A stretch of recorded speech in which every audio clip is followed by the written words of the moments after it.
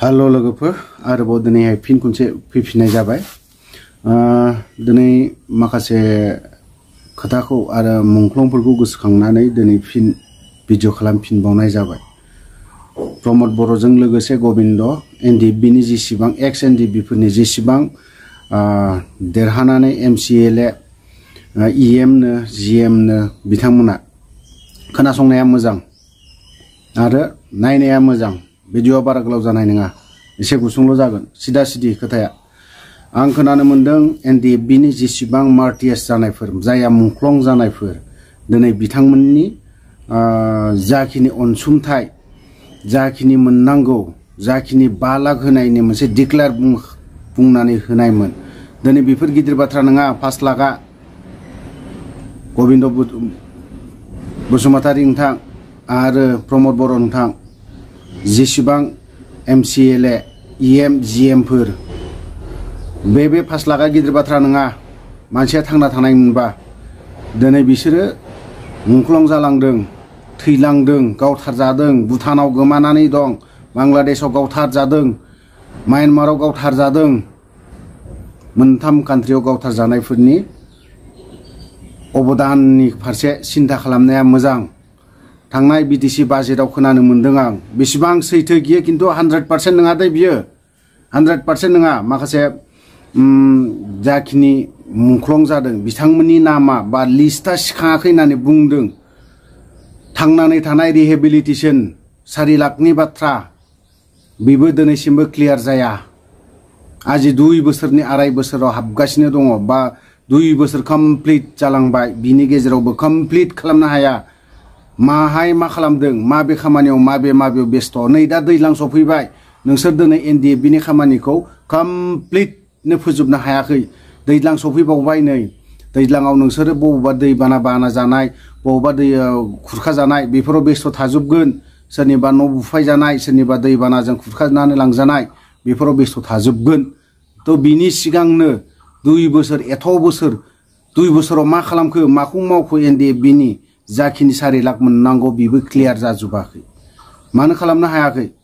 आरो जाखिनि मुंख्लं जानाय बिसोरनि होदों होननायखौनो खोनायाखै दिनैसिमबो नैबे एकर्डआ दिनै बैसोरनि जिउ दान होनायावसो एकर्ड जादोंलै बे गोविन्द बसुमतारीयाबो सिन्था खालामनाया मोजां आरो प्रमद बर' बिथाङाबो सिन्था खालामनाया मोजां नोंथाङा जिएम एमसिएलए माबा माबि जाया होननानै बुंदों बेफोरावबो नोङो बाहागो लाजोबदों जिखियानो जादोला बेफोरो बै समाव नोङो माबा मोनसे बाथ्रायाव बुंबाय पावारखौ मोननो लुबैनायनि थाखाय दा नोङो दिनै पावारावबो फैबाय मोनबायबो जिरायनो मोनबायबो दिनै गाद्दियाव सोरखौ लोगो हमनांगौ लोगो हमहैबाय दिनैहाय नोंसोरो मा सब समय बे एनडिएफबि नि थैनायफोरखौ सब समय खेला गेलेबाय थादों ना माथो आं बुङाखै जे पिटिसि आन्दोलननिफ्राय थैनायफ्रा दा मोनथोन बेखौ बुङाखै बेसोरबो मोननांगौ आबसु आन्दोलनाव जेसेबां थैनायफोर बेफोरबो मोननांगौ आरो नैबे एनडिएफबि नि समावहाय जेसेबां थैनाय एनडिएफबि नि जाखिनि मुंख्लं जानाय बिसोरबो मोननांगौ जाखिनि मोननांगौ बेफोरखौ होनाया मोजां जाहाथे बुंबाय थाजाया आरोबाव खनसे रिपिट खालामबाय थादों जेनेरेल भाबै मार्टियास टमखौ मानो डिक्लेयार खालामनो हायाखै प्रमद बर' गोविन्द बसुमतारी आरो ओमफ्राय बे फेरेंगा मोना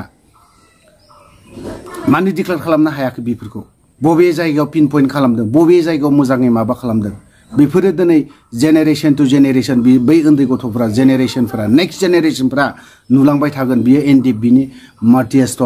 मार्टियास जायगा बेफोरो मोजां सन्मान होनांगौ बेफोरबायदि मोनसे थायो दिनै एग्जाम्पलाव एक्स बिएलटिफोर दिनै बिसोर देबरगाव साइडआव क'क्राझाराव लामायाव थांबानो दिनैहाय मार्टियास टम होननाय लिरनाय दङ बिएलटि समाव थैनाय जेसेबां मार्टियास टमफोर बिसोरबायदिनिखौ दिनैहाय बेफोरबायदि खालामना दोनदों बिराद मोजां मोनदों दिनै एनडिएफबि नि नामाव बबे जायगायाव मा खालामखो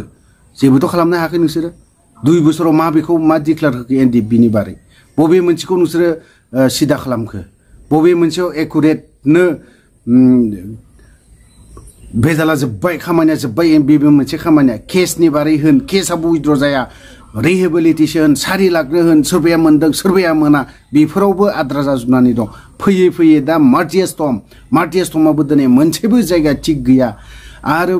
जायफोरा मुंख्लं जानाय मार्टियास जानाय थैनाय नखर बेफोरनिखौ थांनाय बाजेटआव बिटिसिआव खोनानो मोनदों एनडिएफबि नि जेसेबां मुंख्लं जानायफोर बेफोरनि नामानो गैया होननानै खोनादों बै समाव आन्दलन समाव बिटिसि आन्दलनाव थैनाय बेफोरनि नाम आबसु आन्दलनाव थैनाय बेफोरनि नाम आरो स्क्रिप्टआव हांखोनि थाखाय थैनाय बिसोरनिबो नाम सिखांदों दिनै साहित्य सभानि समावबो जेसेबां माबा थैनायफोर बेफोरबायदिनि नामा सिखांदों होनना बुङो होनबा दिनैहाय सिलाय लानानै सिलाय गुलिजों खेला गेलेग्राफोर हाथियार लानानै नांग्राफोर मानसिफोरनि नामा जुदि सिखाङाबा आं बेखौ सहायनो हानाय नङा खिन्थु बिनि बारैबा गोगोम आन्दलन जानाय जागोनलै राजा लामायाव गाथेनाय जागोनलै बिनि बारैबाबो एक्स एनडिएफबिफोरा बिदियाव जिरायना थानो हानाय नङा आं दिनैहाय बियो एक्स एनडिएफबिनिया हयथ'बा जेसेबां मुंख्लं जानानै थानायफोर बेफोरो सेकेन्ड बा बे खेबसेयाव फैयासै सेकेन्डआवहाय फैगोनखौ आं आसा खालामदों आरो नैबे थांनाय बिटिसि बाजेटआव बियो सिखाङाखै होननानै बुंदों खोनानो मोनदों आरोखि बेखौ 100% नङा बियो आं बेखौ 100% खालामगोन सिखांमारदोंना सिखांमाराखै सिखाङाखैबा खिन्थु बिराद गिदिर गोरोन्थि जागोन आं सानदों बे बारावहाय बाजेटनि सिगांनो एक्स एनडिएफबिनि जायफोरा गुलिजों थैनाय जायफोरा सुथुरजों गावथार जानाय बिसोरनि नामाबो बे बाराव फैगोनखौ आसा खालामदों थांनाय बाराव बाजेटआव जाखिनि मुङा सिखाङाखै आं सेकेन्ड टिपआवहाय सिखांजोबगोनखौ आं आसा खालामदों बावहाय गबिन्द बसुमतारिया नोजोर होनाया मोजां फेरेंगा बसुमतारि बिबो नोजोर होनाया मोजां आरो ओरैहाय जाखिनि बड'सा भुपेन बर' बर्मानि बिथाङाबो गोसो होनाया मोजां बेफोरनि फारसेबा आं बुंनायखौ नोंसोरो गाज्रि मोननानै बा दुखु मोननानै लाब गैया आं दिनै मोनसे खोनानानै धिक्कारजों दिनैहाय बुंनो गोनां बाध्यता जादों आं दिनैहाय बिसोरनि थैनाया नंखाय नङा ओरैनो थैयाखै सोरबा सासेनि थाखाय सोरबा गबिन्द बसुमतारि सोरबा प्रमद बर' सोरबा सावरायग्रा फेरेंगा बिसोरनि थाखाय थैयाखै बिसोरो बर' रायजो राजानि थाखायसो बिथांमोना थैदों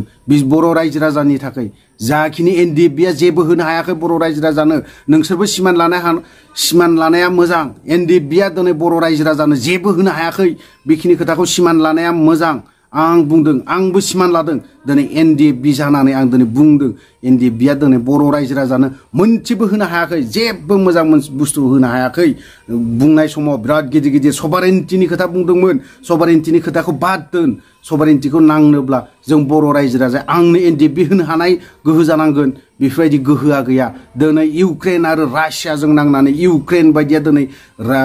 गादबना दोनजानो नागिरदों होनबा दिनै जोंनि बे फिसा बर' जाथिया बर' हारिया फिसा बर' हारिया 3-4 कौटि बेसेबांबो नंबावा जोंनि बर' पपुलेसना बेफोरबायदिया दिनै गावथारजोबजानो मा बेसे बोलो नांगौ इन्डियान बायदिजों दावहा नांनोब्ला धेमालि जानो हानाय नङा जोंनिजों एनडिएफबिया जेबोखौनो होनो हायाखै